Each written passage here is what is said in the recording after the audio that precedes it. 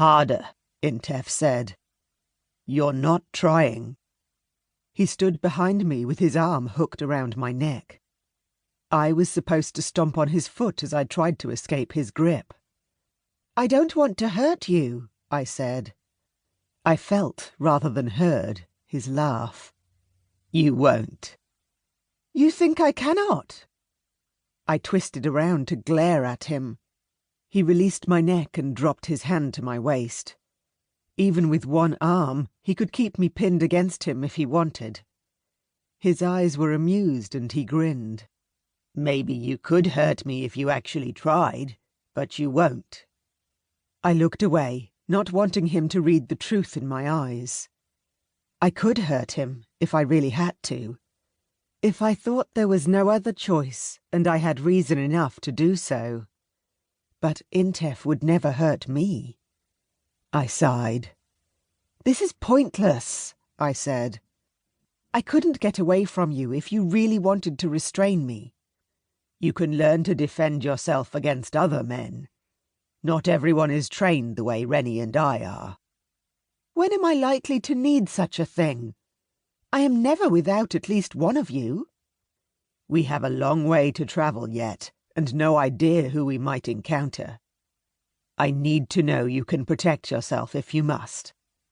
And our babe. He placed his hand against my belly, which wasn't even protruding yet. You know. You have been vomiting every morning for 2 weeks. The first time I had woken feeling nauseous, I barely had time to get out from under my blanket before I threw up. The others were concerned, but I waved away their questions. When we left Babylon 4 weeks ago, I had suspected I was with child, but it wasn't until the daily vomiting started that I was sure. Each morning I woke feeling unbearably ill, but it passed by the time the sun was at its peak. I was going to tell you, but I wanted to be certain first. I hadn't wanted to disappoint him.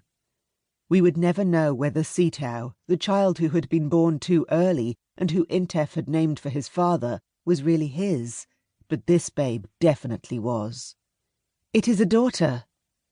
I regretted the words as soon as they were out of my mouth. Did you... His voice trailed away, no doubt realizing that if I had taken any tests to determine whether the child was a girl or a boy, such as peeing over unsprouted barley and Emma, he would know.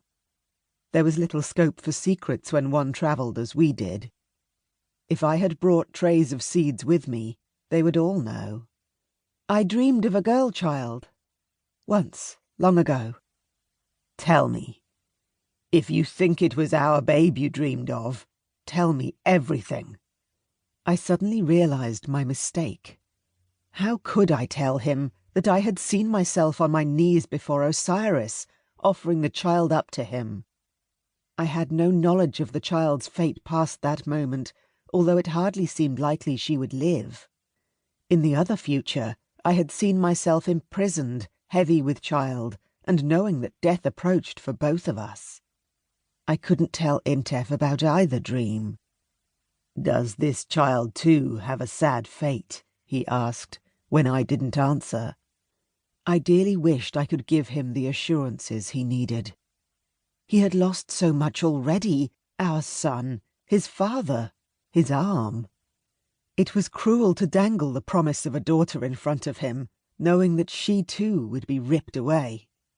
I have seen only a glimpse of her future, and I have no idea what will push her toward one fate or the other. It wasn't quite a lie, but it wasn't really the truth either. You know it never goes well when I try to choose the future that seems most desirable. But was either future really desirable? If I reached that moment where I offered her up to Osiris, at least both the babe and I survived her birth. Perhaps we both survived the other future. Or perhaps neither of us did.